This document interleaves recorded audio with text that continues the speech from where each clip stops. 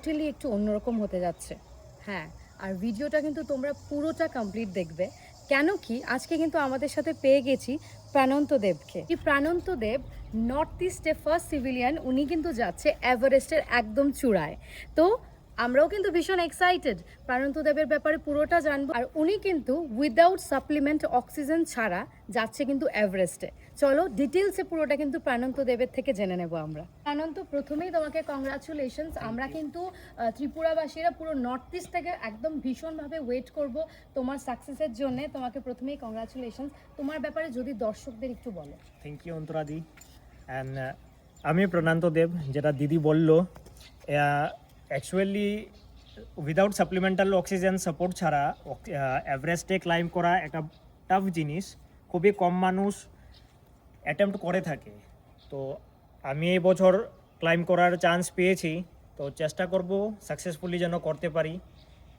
আর যদি আমি নিজেকে অ্যাজ এ মাউন্টেনার হিসেবে ইন্ট্রোডিউস করতে চাই, তাহলে আমি ইন্ডিয়ান মাউন্টেনার, অবভিয়াসলি, যেহেতু ত্রিপুরা থেকে বিলং করি। আর তাছাড়া আমি ইন্ডিয়াতে এখন পর্যন্ত আপ টু 6900 সামথিং মিটার পর্যন্ত ক্লাইম্ব করেছি, বেসিক থেকে শুরু করে হেভি টেকনিক্যাল, যেটা অ্যালপাইন স্টাইল বলা হয় মাউন্টেয়ারিং ফিল্ডে। এই হলো আমার মাউন্টেয়ারিং ব্যাকগ্রাউন্ড। তোমার তো অনেক এক্সপিরিয়েন্স, মানে তুমি তো আগেও অনেক জায়গায় গেছো। যদি মানে একটু ডিটেলসে বলো যে তুমি কোথায় কোথায় গিয়েছিলে, তোমার এক্সপিরিয়েন্সটা যদি একটু শেয়ার করো।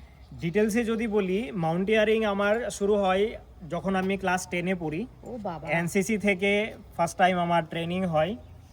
তারপর সেখান থেকেই বেসিক মাউন্টেয়ারিং কোর্স করা জম্মু অ্যান্ড কাশ্মীরে।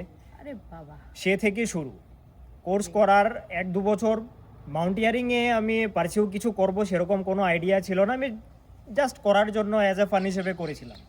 দেন একটা ফেজ এলো 2014-এ, যখন একটা চান্স পেলাম আমি। ইন্ডিয়ার লাদাখে একটা মাউন্টেন আছে, স্টক কাংরি বলে, তো সেটা ক্লাইম্ব করার চান্স পাই।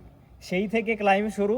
এটা অনেকটাই বেসিক। তারপর আমি এখন পর্যন্ত ইন্ডিয়ার মোস্ট ডিফিকাল্ট যেটাকে ধরা হয় মাউন্ট ইন্দ্রাসন, ওকে, ওই পাহাড়টা যেতটুকু আছে এখন পর্যন্ত অ্যাপ্রক্স 6200 মিটার্সের মতো আছে। আমি হয়তো বা ভুলও হতে পারি, ভুলে গেছি কারণ অনেকটা সময় হয়ে গেছে আমার। তো ওই মাউন্টেনটা খুবই টাফ, ওকে, খুবই চ্যালেঞ্জিং, কারণ এভরি সেকেন্ডে কিছু না কিছু একটা আইসফল হোক বা রকফল হোক উপর থেকে হতেই থাকে। তো ওই পাহাড়টা আমি সাকসেসফুলি অ্যাটেম্প্ট করার চান্স পেয়েছিলাম। তো তারপর থেকে অনেকগুলো মাউন্টেন্স, যেমন Bhagirathi 1 and 2, then mount Deo Tibba Himachal প্রদেশে, ফ্রেন্ডশিপ পিক, এগুলো করেছি। তাও আরও কিছু নোটেবল আছে, সেগুলোও করলাম। তো এবছর আমি চান্স পেলাম এভারেস্টের, চেষ্টা করছি। অনেক বড় ব্যাপার, অনেক বড় ব্যাপার।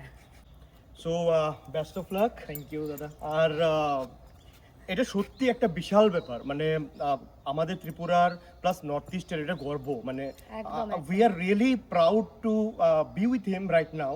মানে আমরা কিছুই না, হয়তো বা আমার মিলিয়ন্স ফলোয়ার্স আছে বা অন্য কিছু, বাট ও যে অ্যাচিভমেন্টটা করতে চলছে, এইটা হচ্ছে কি রিয়েল অ্যাচিভমেন্ট।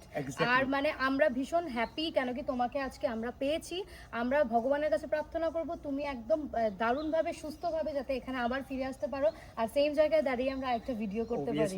খুব ভালো থেকো আর বেস্ট অফ লাক। আর সবাই কিন্তু প্রাণন্তকে প্রচুর উইশ করবে আর প্রচুর ভালোবাসা দেবে সবাই। আর আমাদের যা ফলোয়ার্স আছে সবাই শেয়ার করবে আর সবার কাছে পৌঁছে দাও যে আমাদের ত্রিপুরার গর্ব, নর্থ ইস্টের গর্ব।